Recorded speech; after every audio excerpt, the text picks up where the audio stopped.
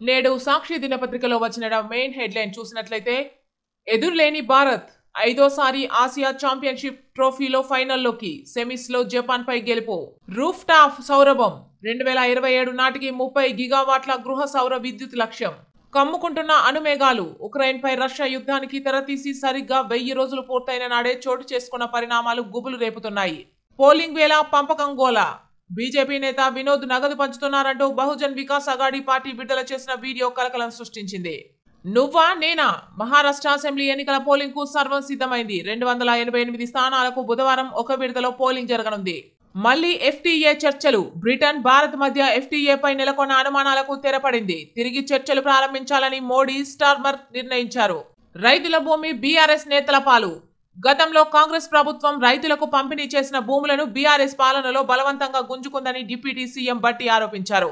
అలాంటి దుర్మార్గులు రైతుల సంక్షేమం గురించి మాట్లాడడం దెయ్యాలు వేదాలు వల్లించినట్లు ఉందన్నారు.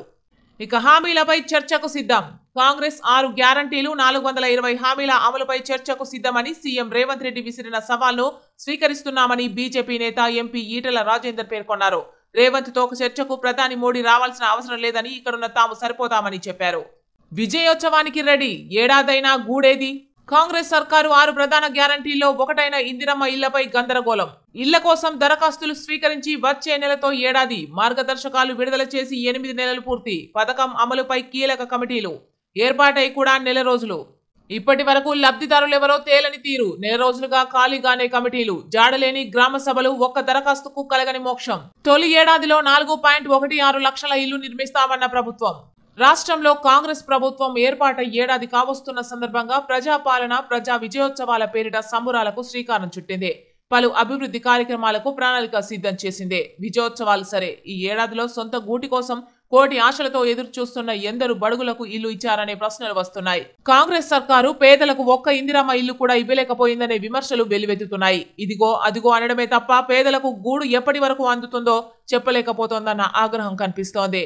1 కోటి మంది ఆడబిడ్డలను కోటీశ్వరులను చేస్తాం అంబానీ అదానీలను తలదన్నేలా వ్యాపారవేత్తలుగా తీర్చిదిద్దుతాం డిప్యూటీ సీఎం బట్టి మంత్రులు సీతక్క పొంగులేటి కొండా సురేఖతో కలిసి వేదికపైకి వస్తున్న సీఎం రేవంత్ రెడ్డి ఓరుగల్లు ప్రజాపాలన ప్రజా విజయోత్సవ సభలో సీఎం రేవంత్ రెడ్డి మహిళల ఆశీస్సులతోనే మేం నిలబడ్డాం కేసీఆర్ గెలిస్తే దోచుకుంటావు ఓడితే ఫామ్ హౌస్ లో పడుకుంటావా అన్న సీఎం కేంద్ర మంత్రి కిషన్ రెడ్డికి తెలంగాణలో ఉండే హక్కు లేదంటూ ఆగ్రహం కాళోజీ కళాక్షేత్రం ప్రారంభం 4684.37 కోట్ల పనులకు శంకుస్థాపనలు ప్రారంభం ఇందిరమ్మ పేరిట మహిళలకు సంక్షేమ పథకాలు అందించి ఇందిరమ్మ రాజ్యాన్ని ఏర్పాటు చేసి ఆడబిడ్డలను కోటీశ్వరులను చేయాలనేది కాంగ్రెస్ ప్రభుత్వ సంకల్పం.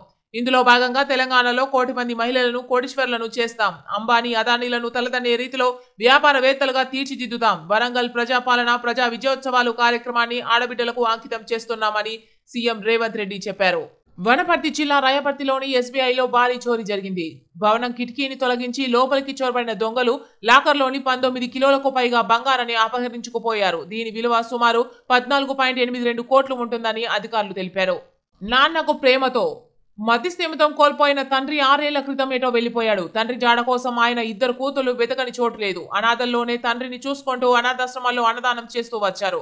అలా ఒక అనాథాశ్రమంలో తమ తండ్రి జ్ఞాపకార్థం అన్నదానం చేస్తుండగా ఆ తండ్రి భోజనం కోసం పంక్తిలో కూర్చొని కనిపించాడు. పూడికతీతకు పచ్చజెండా పైలట్ ప్రాజెక్టుకు ప్రభుత్వం ఓకే త్వరలో టీజీఎండీసీ ద్వారా టెండర్లు బిడ్డర్ నుంచి పన్నులు జీఎస్టీ రాయల్టీ సెస్ వసూలు ద్వారా రాబడి పైలట్ ప్రాజెక్టు విజయవంతమైతే ఇతర జలాశయాల్లో అమలు ఇక జలాశయాల్లో పూడిక తొలగించి నీటి నిల్వ సామర్థ్యాన్ని పెంచేందుకు కేంద్ర జలశక్తి శాఖ ప్రకటించిన జాతీయ విధానాన్ని రాష్ట్రంలో అమలు పరచడానికి రాష్ట్ర ప్రభుత్వం గ్రీన్ సిగ్నల్ ఇచ్చింది. రాష్ట్ర నీటిపారుదల శాఖ మంత్రి ఎన్ ఉత్తమ్ కుమార్ రెడ్డి నేతృత్వంలో ఏర్పాటైన మంత్రివర్గ ఉపసంఘం చేసినటువంటి సిఫార్సుల ఆధారంగా ఒక జలాశయంలో పైలట్ ప్రాజెక్టుగా పూడిక తొలగింపును చేపట్టడానికి అనుమతిస్తూ రాష్ట్ర నీటిపారుదల శాఖ కార్యదర్శి రాహుల్ బొజ్జా మంగళవారం ఉత్తర్వులు జారీ చేశారు. ఇక కాంట్రాక్టు ఉద్యోగుల క్రమబద్ధీకరణపై తేల్చి చెప్పిన హైకోర్టు ఇన్నాళ్లుగా పనిచేస్తున్న వారిని తొలగిస్తూ ఉత్తర్వులు ఇవ్వలేం.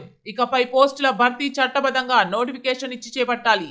ప్రభుత్వానికి ధర్మాసనం స్పష్టీకరణ క్రమబద్ధీకరణను సవాల్ చేసిన పిటిషన్లో కీలక తీర్పు 5544 మంది ఉద్యోగులకు ఊరట కాంట్రాక్టు ఉద్యోగుల క్రమబద్ధీకరణ రాజ్యాంగ విరుద్ధమని ఇకపై రెగ్యులరైజ్ చేయడం చెల్లదని హైకోర్టు కీలక తీర్పు వెలువరించింది. Telangana regularisation of appointments to public services and regularisation of staff patterns and pay structures చట్టం 1994లోని సెక్షన్ 10A చెల్లదని చట్టవిరుద్ధమైన ఈ సెక్షన్ను రద్దు చేస్తున్నామని తేల్చి చెప్పింది. ఏళ్లుగా పనిచేస్తున్న ఇప్పటికే క్రమబద్ధీకరించిన కాంట్రాక్టు ఉద్యోగులను తొలగించాల్సిన అవసరం లేదని స్పష్టం చేసింది. ఇకపై ప్రభుత్వ ఉద్యోగాల భర్తీ చట్ట ప్రకారం జరగాలని, క్రమబద్ధీకరణ కుదరదని చెప్పింది. నోటిఫికేషన్ల ద్వారా మాత్రమే ఉద్యోగ నియామకాలు చేపట్టాలని స్పష్టం చేసింది. ఇక ధర్మాసనం ఏమందంటే విద్యాసేవ నిబంధనలు చట్టబద్ధంగా ఉన్నందున వాటిని రద్దు చేయడం, సవరించడం ఒక్క పూటలో సాధ్యం కాదు. చట్టబద్ధమైన నియమాల అమలులో సెక్షన్ 10A ప్రభావం ఉండకూడదు. పునర్వ్యవస్థీకరణ చట్టంలోని సెక్షన్ 101 ప్రకారం ఇప్పటికే ఉన్న ఏదైనా చట్టాన్ని సవరించడానికి, రద్దు చేయడానికి ప్రభుత్వానికి అధికారం ఉంటుంది. అయితే సెక్షన్ 10Aను చొప్పించడం పునర్వ్యవస్థీకరణ చట్టంలోని సెక్షన్ 101కు విరుద్ధం. అందువల్ల 10Aను కొట్టివేయడంలో మాకు ఎలాంటి అభ్యంతరం లేదు. ఉమాదేవి కేసులో రాజ్యాంగ ధర్మాసనం తీర్పుపై ఇరుపక్షాలు ఆధారపడ్డాయి. తీర్పును జాగ్రత్తగా చదివితే కాంట్రాక్టు ఉద్యోగులతో ఎలాంటి సంబంధం లేదని తేలింది. రాష్ట్రంలో కాంట్రాక్టు ఉద్యోగులను 2009లో నియమించి ఆ తర్వాత రెగ్యులరైజ్ చేశారు. ఇలా 15 ఏళ్లకు పైగా ఉద్యోగాల్లో ఉన్నారు.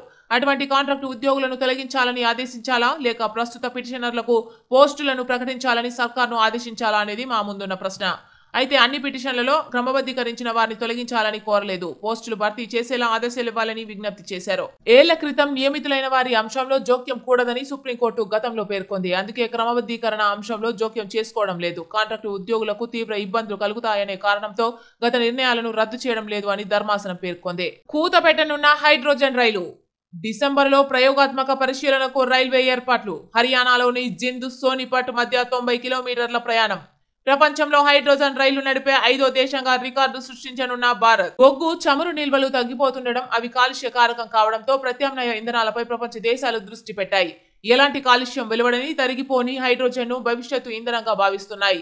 వాటితో వాహనాలను నడిపే సాంకేతికతలను కొన్ని దేశాలు అభివృద్ధి చేశాయి. ఇప్పటికే జర్మనీలో హైడ్రోజన్ రైళ్లు పరుగులు పెడుతున్నాయి. ఇప్పుడు మన రైల్వే కూడా వేగంగా ప్రయోగాలు పూర్తి చేసి హైడ్రోజన్ రైళ్లను పట్టాలెక్కించే దిశగా ముందుకు వెళ్తోంది. ఐలాండ్ అదరహో. ఇవి విదేశాల్లోని స్విమ్మింగ్ పూల్ కాదు, మన రాష్ట్రంలోనిదే. ములుగు జిల్లా గోవిందరావుపేట మండలంలోని లక్నవరంలో ముచ్చటగా 3వ ఐలాండ్ ముస్తాబైంది.